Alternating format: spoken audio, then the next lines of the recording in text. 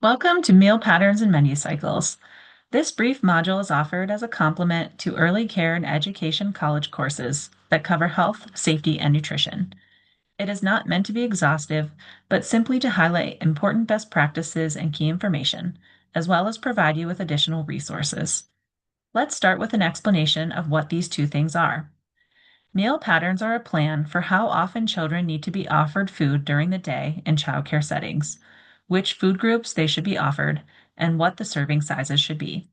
Children younger than 6 years old need to be offered a meal or snack every 2 to 3 hours while in care.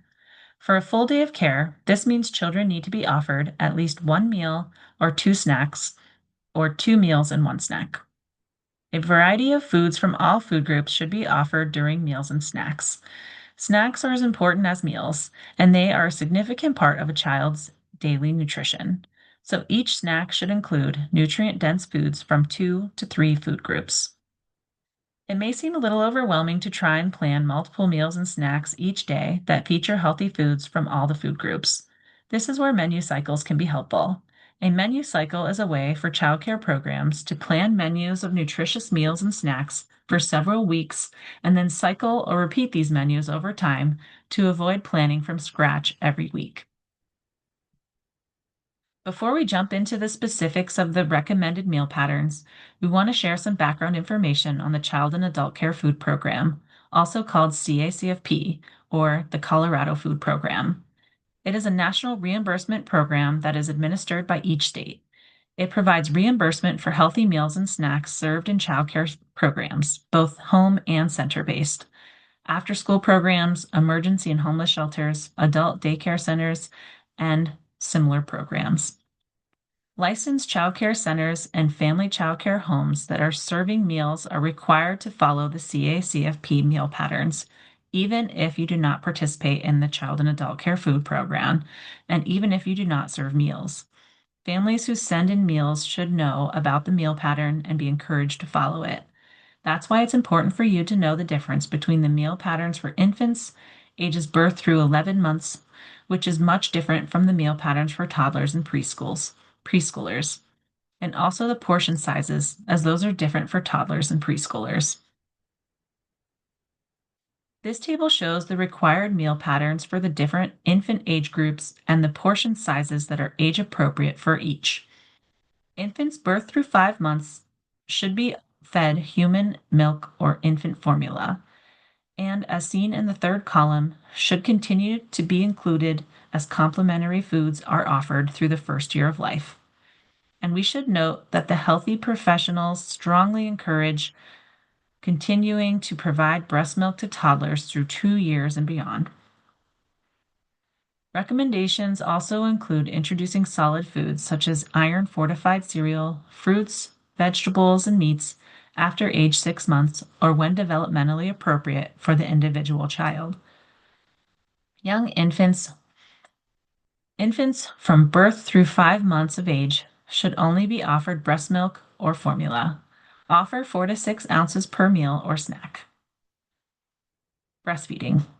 Providers should encourage and support breastfeeding. If your program is participating in the CACFP, the program can be reimbursed for serving breast milk from a bottle or cup.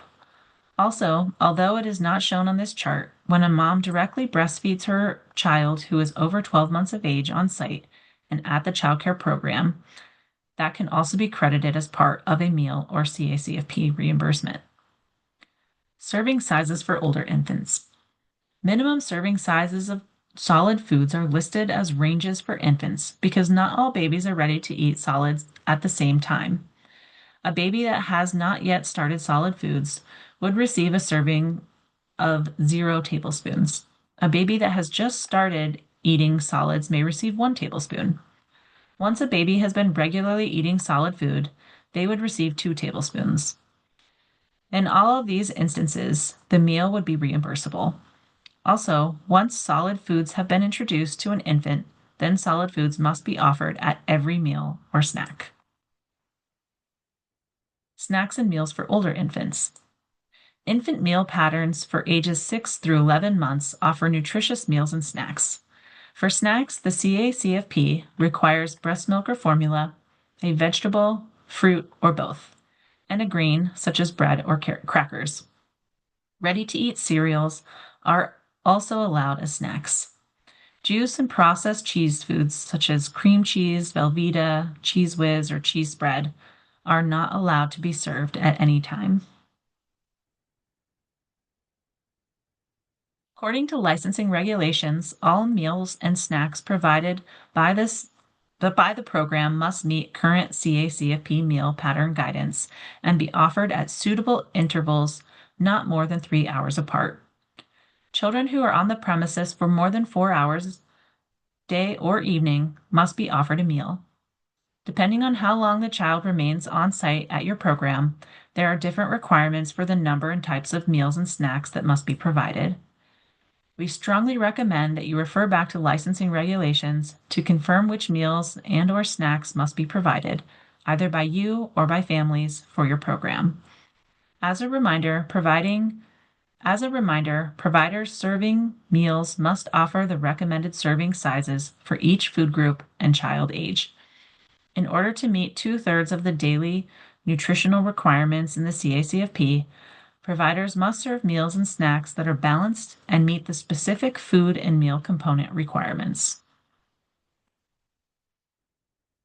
To assist caregivers and families in feeding older children, the toddler and preschoolers meal pattern can help with providing age-appropriate serving sizes for children up to age 5. To be reimbursed through CACFP, these meal patterns must meet specific food component requirements as well as the serving sizes. The first column shows the meal type, breakfast, lunch or dinner, and snack, and the second column lists the meal components for each meal. You can see that each meal must include fluid milk, which is whole milk for children 1 to 2 years, and low-fat or fat-free milk for children 2 years and older. No flavored milk is allowed. For breakfast, 3 food components are required. You have a choice to serve a fruit, a vegetable, or both. For lunch and dinner meals, all 5 components are required in order to be in compliance and reimbursed by the CACFP. Don't worry if this seems complicated. There are many resources to help you understand and follow the specifics of the meal patterns, including how specific foods fit into each category on the USDA website. The school-age meal pattern can help with providing age-appropriate serving sizes for children ages 6 to 12. Understanding the snack meal pattern may be helpful to families and childcare providers in offering a nutritious snack any time of day. Many providers give only snack to the children in their care, and many parents are looking for ways to serve a healthy snack. A snack by CACFP reimbursement standards requires 2 food components, for example, milk and grain or fruit and grain. To ensure the snack offered are CACFP credible and match the nutritional requirements for the age group being served, providers must follow the CACFP requirements and meal patterns. For the most current CACFP guidelines, refer to the list of non-credible foods for the Child Care Food Program and CACFP, and more detailed guidance on credible cereals, crackers, and whole grains found on the Colorado CACFP website and the USDA CACFP website. Both are linked on the resources slides at the end.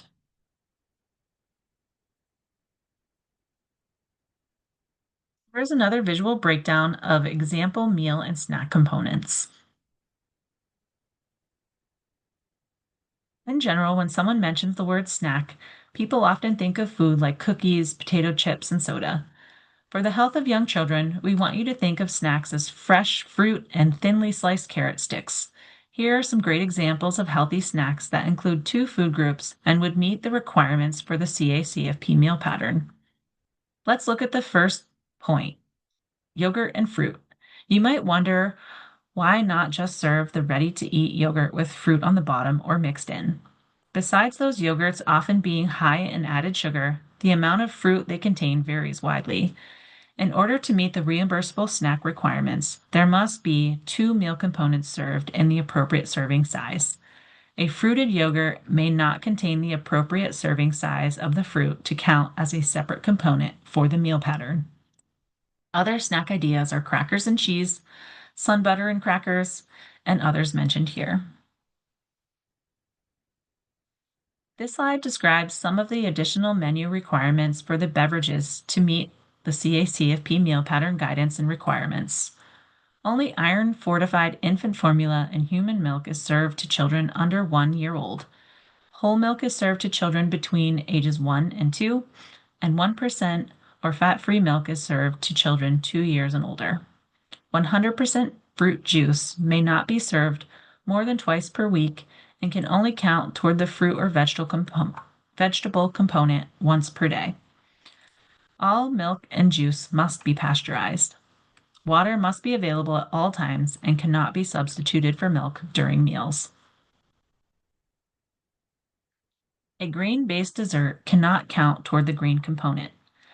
At least once per day, a whole grain-rich item must be served. Additional guidance to assist providers in identifying whole grain-rich foods for CACFP using the ingredient lists can be found on the CACFP website linked in the resources at the end. Sugar is one ingredient that parents and caregivers should avoid overfeeding children in this age group. When it comes to sugar, the CACFP requirements for cereal and yogurt are very specific. The Colorado Healthier Meals Initiative limits certain processed meats to once per week or less. These meats are high in fat and sodium and contain ingredients other than meat. Examples of processed meats that are limited include breaded meat products like chicken nuggets, fish sticks, and chicken patties, sausages like Italian sausage, Polish sausage, and Vienna sausage, pepperoni, bologna, and salami, hot dogs, frankfurters, and corn dogs. To count towards the meal pattern, foods cooked from scratch must have a standardized recipe. The link to the worksheet provided can assist providers in making sure their homemade blueberry muffin, for example, contains the age-appropriate serving size and amount of fruit, as well as whole grain content if looking to count as the whole grain item in order to be counted toward a reimbursable snack. Additional best practices are listed here.